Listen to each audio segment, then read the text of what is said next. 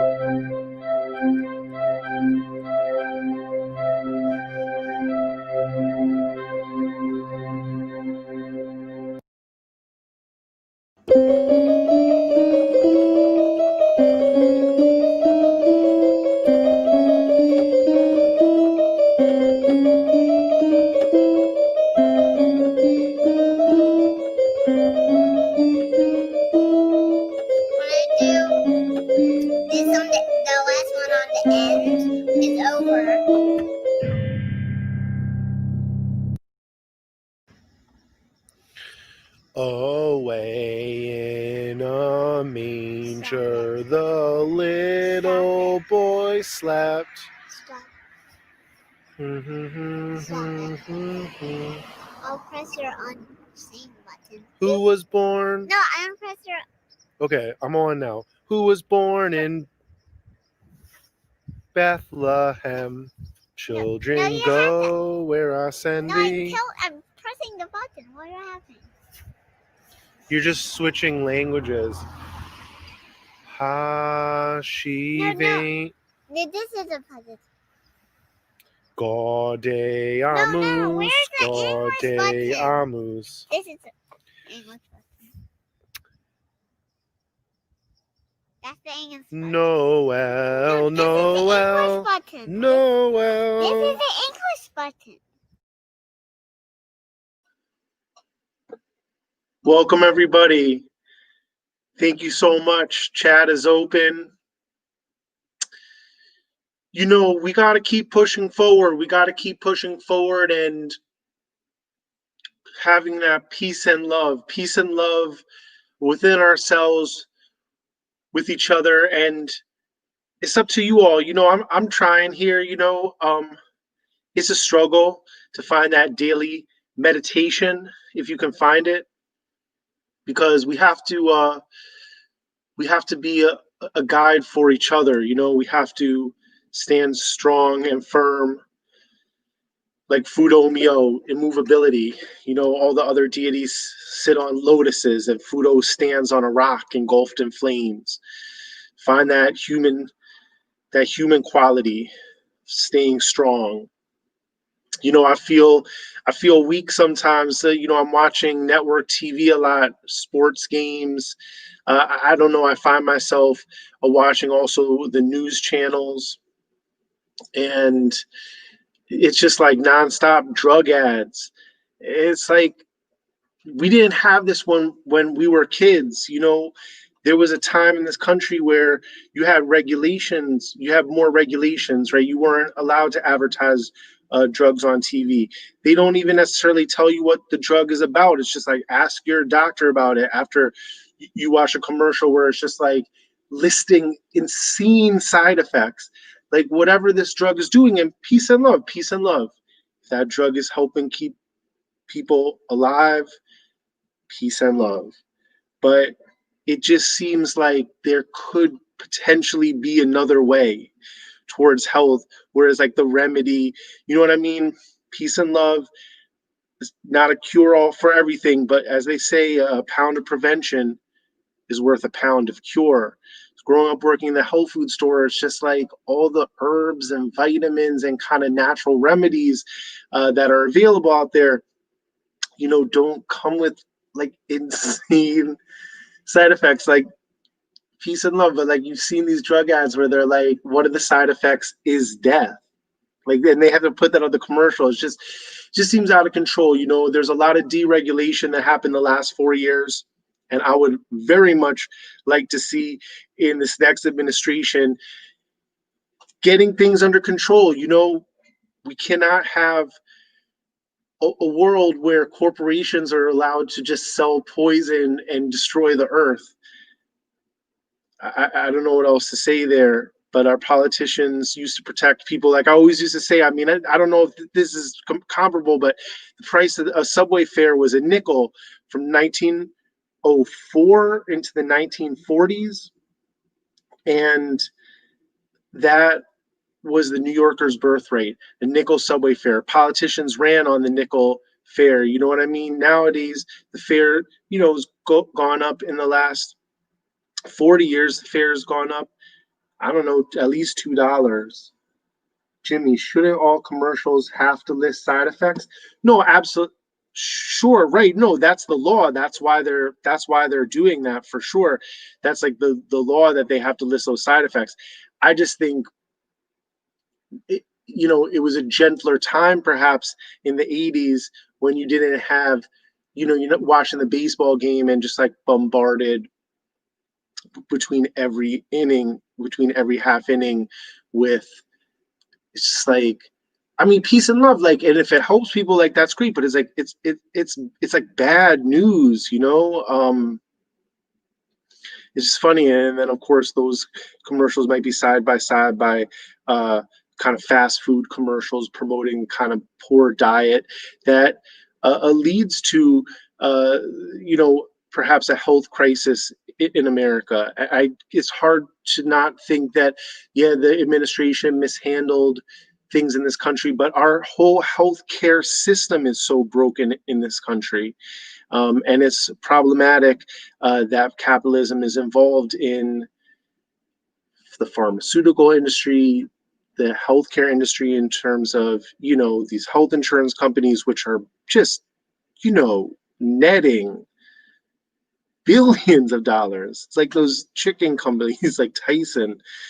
These companies are, it's just, it's a lot of money and not a lot to ask them for a little more humanity and compassion for people and the earth, and a more holistic way of doing things. Pound of prevention is worth a pound of cure. I mean, an ounce of prevention is worth a pound of cure. You know what? All right, I've said too much. Peace and love. Let's check out this next vid. And this vid is from Appomattox, which is pretty nearby. That's where General Lee surrendered to General Grant to end the Civil War. It's a messed up history. And there's some other stuff in this video too. It's not just Appomattox. All right, here we go. Enjoy.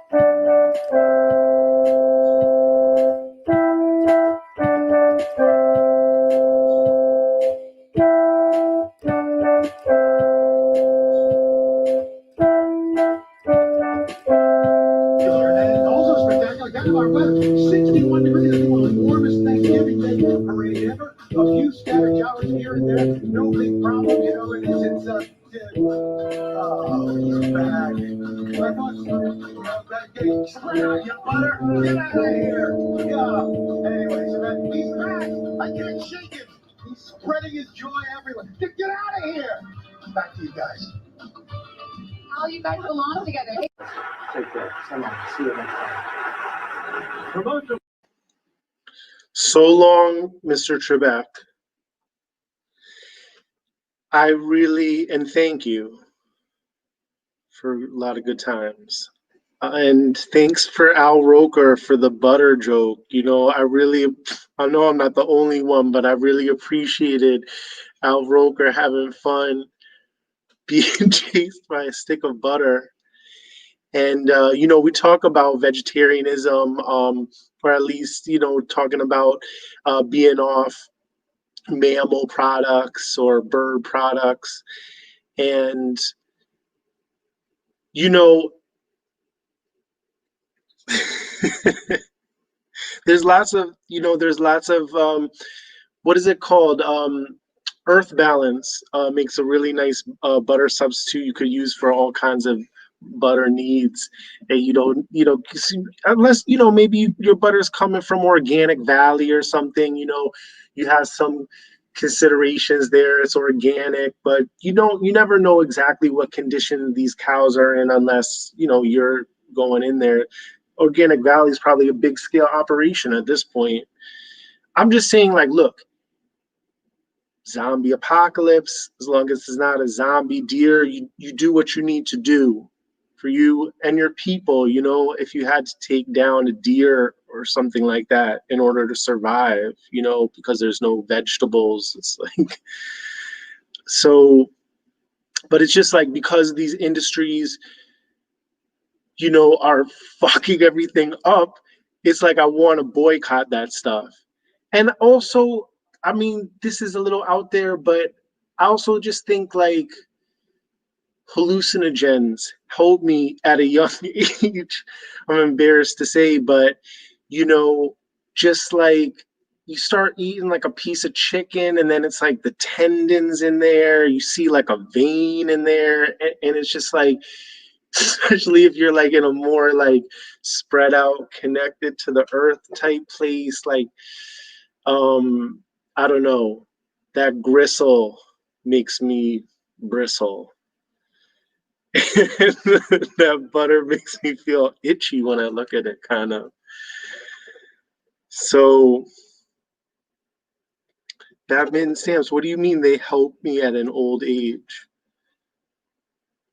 The best butter substitute. I'm missing some great comments here. Thank you so much, everybody, for helping out in the comment section.